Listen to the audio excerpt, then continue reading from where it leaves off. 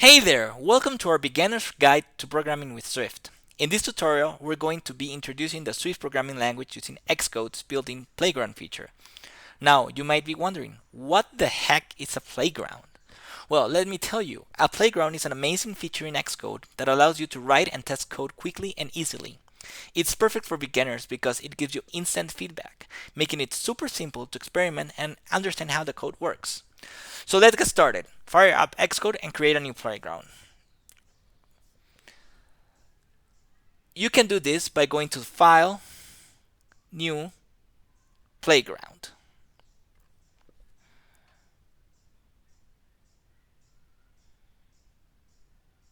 You'll be prompted to choose a template, and for this tutorial, we're going to use the blank template. I'm going to delete all this boilerplate code here. And first things first, let's talk about the print function. This is how we output text to the console in Swift. Go ahead and type print hello world in the left window, and you'll see the output hello world appear in the right window. Pretty cool, huh? You'll see this after you click this button. So you see here on the left window it's my code, and on the right window it's a result. Next up, let's talk about variables. A variable is a way to store value in your program, such as a number or a string of text. In Swift, we use the keyword var to declare a variable. For example, you can create a variable called name and assign it the value John, like this. Var name equals John.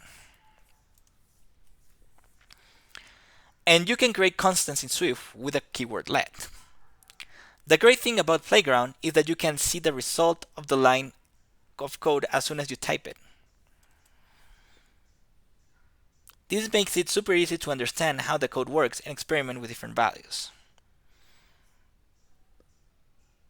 We'll be covering more advanced concepts in future tutorials, so be sure to subscribe to our channel for more Swift programming tips and tricks. That's it for the tutorial. We hope you find it helpful. Remember, practice makes perfect, so keep experimenting with different code in your playground. Happy coding!